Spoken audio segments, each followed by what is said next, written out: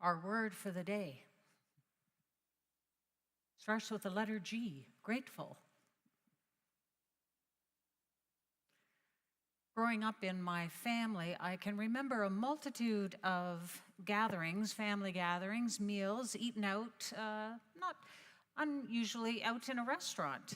After the fun of gathering and good food and conversation, there was the inevitable battle over who would pay the bill. Happen in any of your families? My grandmother would lead the scrimmage as she'd pounce on the check as soon as the server placed it on the table, which was usually followed by either my mom or her sister or one of their husbands trying to grab it from my grandmother, as one or both of them would cry out, "Oh no, Mom, it's our treat," to which my grandmother would stare at them with a look of triumph and glee, grasping the check and firmly saying, "No, I've got it." You'd think it would end there. But no, over the next few weeks, it would be like an extended family game of tag you're it, as cash would be secretly stuffed into coat pockets, left on kitchen tables under the sugar bowl or bookshelves for the amount of the meal.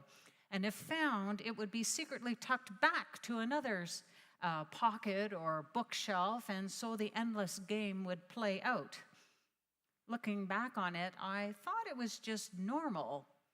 But in fact, I realize now that it had something to do with this morning's theme of gratitude, of gifts given and received, and how we navigate the concept of grace and gift.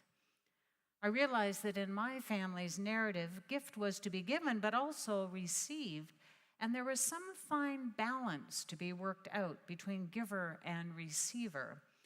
Apparently, it was not appropriate to be beholden or indebted to the other. In her most recent book, Grateful, The Transformative Power of Giving Thanks, written by Diana Butler Bass, she describes a similar scenario in her life where she received a thank you card in the mail one day, which one would think, well, what's the problem with that? It's very nice. I mean, we grew up being taught to send thank you notes. Well, this particular thank you note came in her mail. It was a card on fancy paper. It was gold embossed with curly cues and lovely font of grateful or gratitude on it. And the personal note inside read, "Thank you so much for the thank you card." Diana, the receiver of this thank you card for the gift given, was perplexed. Should she then send another thank you card for the thank you card for the thank you card for the gift?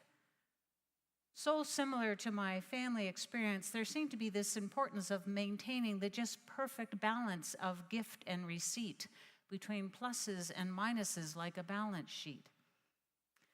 So actually, this is not at all unusual considering our Western European influence on our understanding and traditions on gift giving and receiving. In earliest times, peasants relied on the benefactors for their land and their livelihood. They didn't own much. They relied on the landlord, and protection and land were offered by the ruling class to the poor in return for their service, their working of the land, either through their labor or sometimes in times of war or threat in their military support. A gift given in those days had a string attached, and you were somehow indebted to the giver. But that is not how gratitude works in our Judeo-Christian heritage, Diana Butler Bass writes. The Jewish and Christian setting are different, but the biblical story of abundance and thanks is pretty much the same. That is what church is intended to be, a festive community dependent on gifts of abundance. Everything is gift.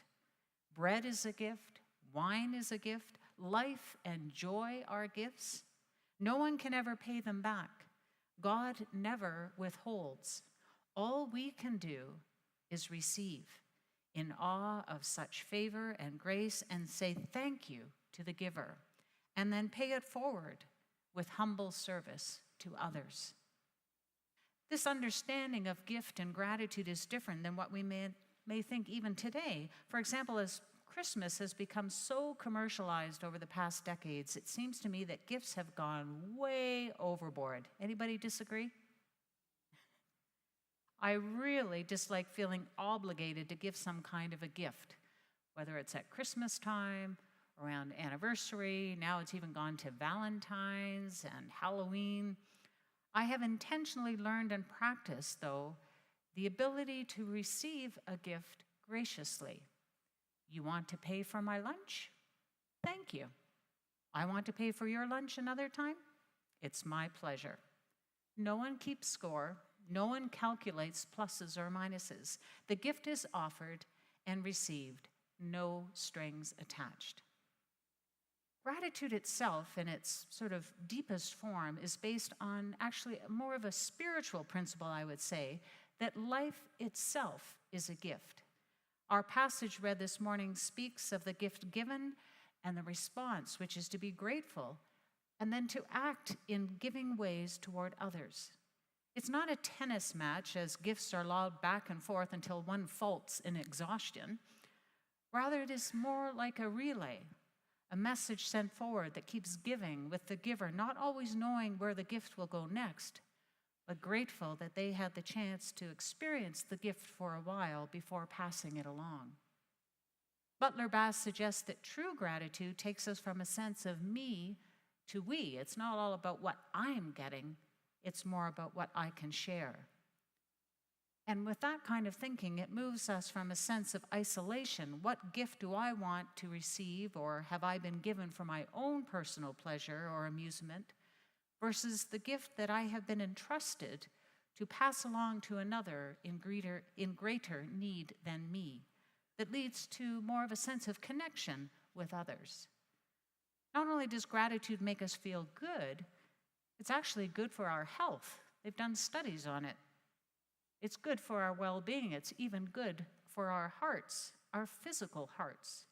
Being aware of the gifts in our lives leads us to feelings of greater contentment and gratitude.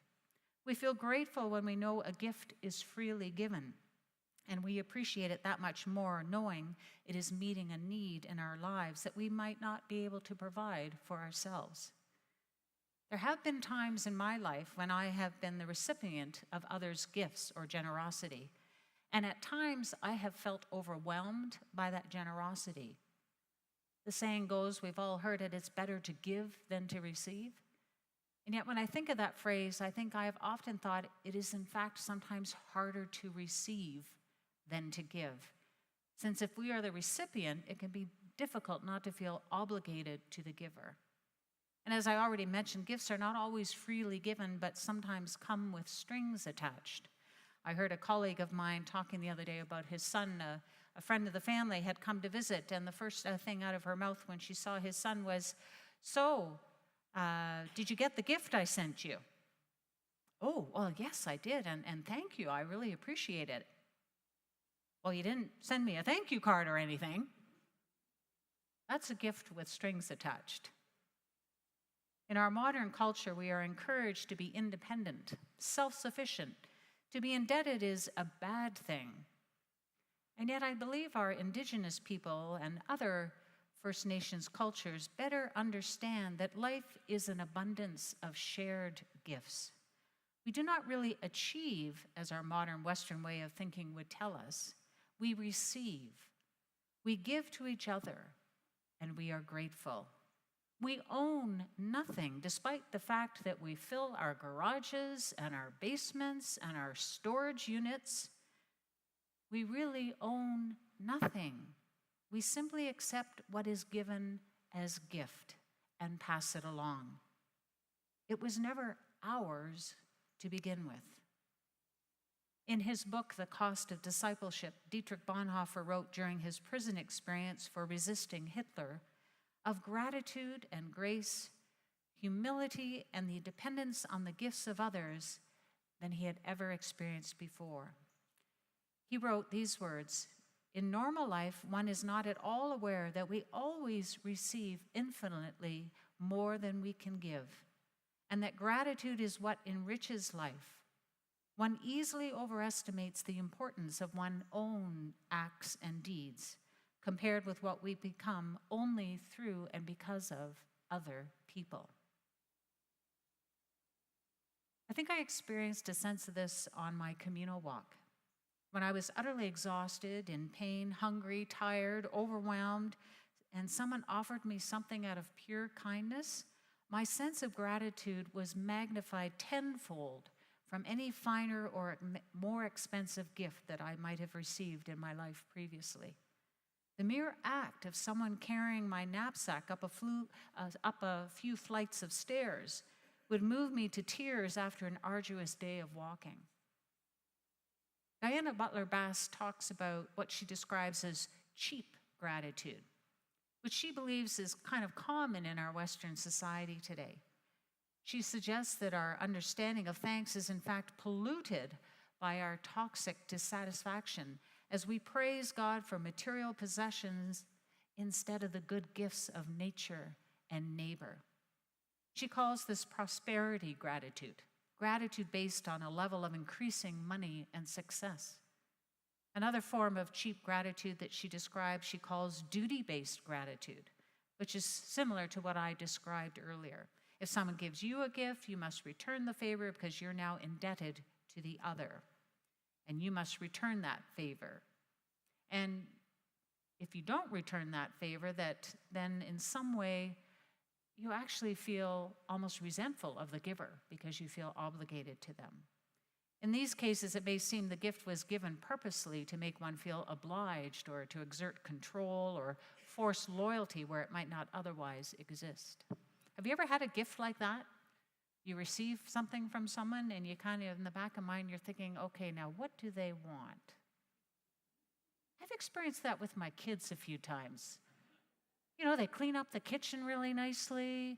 Maybe they make their bed that morning or they offer to help with dinner. I'm like, okay, so what is it that you want? I'm on to you.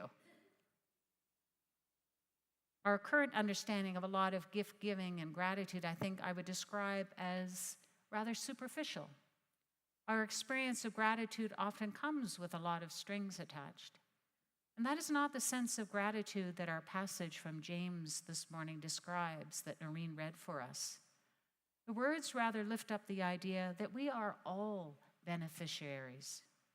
Gifts bring forth gratitude, and we express our appreciation by passing gifts on to others. Butler Bass picks up on this theme when she writes that gratitude is not a transaction of debt and duty. Rather, gratitude is a spiritual awareness and a social structure of gift and response. I'm going to repeat that again. Gratitude is not a transaction of debt and duty. Rather, it is a spiritual awareness and a social structure of gift and response. Do you hear the difference? For Butler Bass, the question to consider about gratitude is how do we move from it simply being a feeling, an emotion, to something that is intrinsically a part of who we are and how we live each and every day. She believes that we can intentionally practice gratitude through greater awareness of the gifts in our lives, through specific techniques, something as simple as saying grace before each meal, or perhaps by developing new routines, similar to what I was mentioning this morning. I think I feel a greater depth of gratitude in each day when I start my day with my walk and I just sort of take in the world around me and the gift of the day that is before me. And also by strengthening these habits of gratitude, because we all know that when you practice something, it gets easier and easier, and it doesn't seem so much out of the normal routine. It just becomes a part of who you are. English essayist Samuel Johnson once said, "Gratitude is a fruit of great cultivation." Gratitude is not something that we just wait to happen because somebody is so generous toward us, but it really is a way of living our lives. It's an intention of how we greet each day and how we act in each moment of our lives. The Christian scriptures describe gratitude as a fruit of the Spirit. And so Butler Bass concludes that gratitude is not only an emotion, it is something that we do. She says it's like tending a garden. It takes planting and watering and weeding. It takes time and attention to live with gratitude. It takes learning, it takes routine. But eventually the ground yields and shoots come forth and thanksgiving blooms. I think of Psalm 95, "O come, let us sing to the Lord. Let us shout joyfully to the rock of our salvation. Let us come before God's presence with thanksgiving. Let us shout joyfully to God with psalms." Gratitude really is a practice. And I was thinking of my son this past few weeks. He's been very busy playing golf tournaments. And something that he heard, I don't know whether it was on a podcast or what, but this person was talking about when sort of bad things happen in your life. And, well, how can I be grateful when I get a bad diagnosis from the doctor, or I don't have enough money to pay my rent this month? How can you feel grateful for that? And somebody said, it's not about feeling grateful for something. It's more about being grateful in that situation. You're giving thanks in that moment. So it's not that you're actually grateful that you've been given a bad diagnosis, but you can feel gratitude in that moment, that despite what is happening, you still have a sense of being in God's presence and know that God is with you and that there is gift in this experience that will be yours. So back to my son and his golf, he heard this person talking about, in any situation you can think, well, good, my ball went in the bunker. Good. That's an opportunity for me to hit this ball out of this bunker. Good. My drive just hooked into the trees. Good. How exciting. I get to try my 62-degree wedge today. I missed that putt for the third time. Good. That means maybe tomorrow I can go out and buy a new putter. See, there's something, it seems like a bit of a game, but if he had gone into those situations and whenever something bad had happened that wasn't so great, he got angry and frustrated and started throwing clubs, it just spirals into something bad, not good. So just to realize that in any moment, we can find something to be grateful for in that moment, despite whatever might be happening. So in all that we do, in everything, the psalmist says, in everything, give thanks to God. Live each day in gratitude. It helps us to go from practicing about complaining to actually practicing thanksgiving and gratitude. And actually, it can remake us. We can become an embodiment of gratitude, which really is an awareness of the gifts in our lives and how we truly are thankful for each and every one of them. Amen.